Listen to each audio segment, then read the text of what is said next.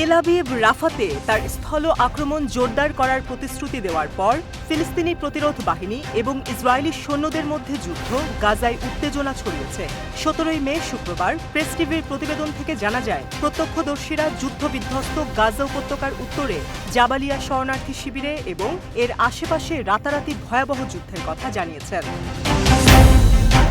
জাবালিয়ার চারপাশে ব্যাপক হামলা চালায় ইসরায়েলি হেলিকপ্টার এবং আর্টিলারি ইউনিটগুলো ক্যাম্পের কামাল আদওয়ান হাসপাতালের কাছাকাছি বাড়িগুলিতে গোলাবর্ষণ করে।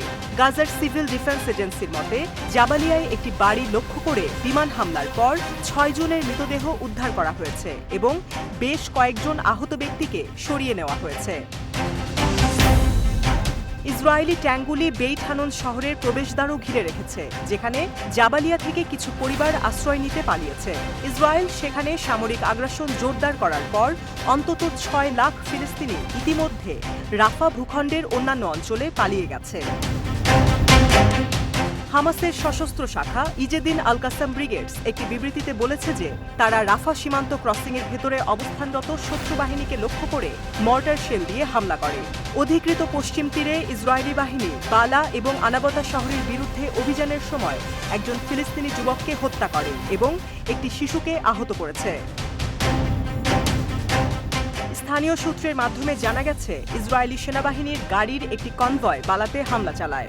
ইসরায়েলি সৈন্যরা সেখানে থাকা স্থানীয় যুবক এবং কিশোরদের ওপর সরাসরি গুলি চালায়, যারা ইসরায়েলি সেনাদের প্রবেশে বাধা দেওয়ার চেষ্টা করছিল। তাদের মধ্যে ২৩ বছর বয়সী করিম রায়েক আব্দুল রাউফ আইমাইটকে গুরুতরভাবে আহত করেছিল ইসরায়েলি সেনা। পরবর্তীতে তাকে দ্রুত নিকটস্থ হাসপাতালে নিয়ে যাওয়া হয় এবং মৃত ঘোষণা করা হয়। সৈন্যরা অন্য যুবককে গুলি করে আহত করে এবং ঘটনাস্থলে স্বাস্থ্যকর্মীদের পৌঁছাতে বাধা দেয় এবং তারপর তাকে রক্তাক্ত করে মাটিতে ফেলে রাখে। জেনেভা ভিত্তিক একটি অধিকার সংস্থা বলছে, গাজা উপত্যকায় গণহত্যামূলক যুদ্ধের সময় ইসরায়েল ইচ্ছাকৃতভাবে স্কুল ও চিকিৎসা সুবিধা ভেঙে দিয়েছে। ইসরায়েল ইচ্ছাকৃতভাবে গাজার স্কুল, স্বাস্থ্যকেন্দ্র ধ্বংস করেছে। ইসরায়েলি বাহিনী কাছাকাছি আনাবতা শহরেও হামলা চালিয়ে সংঘর্ষের সূত্রপাত করে। সৈন্যরা স্থানীয় বিক্ষোভকারীদের ওপর গুলি চালায়।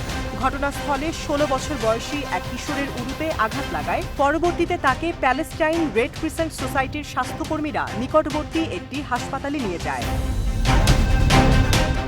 দক্ষিণ শহরে কয়েক হাজার বাস্তুচ্যুত ফিলিস্তিনিদের জন্য আন্তর্জাতিক উদ্বেগ থাকা সত্ত্বেও ইসরায়েলি সামরিক বাহিনী রাফা শহরে স্থল আক্রমণকে তীব্রতর করার প্রতিশ্রুতি দিয়েছে।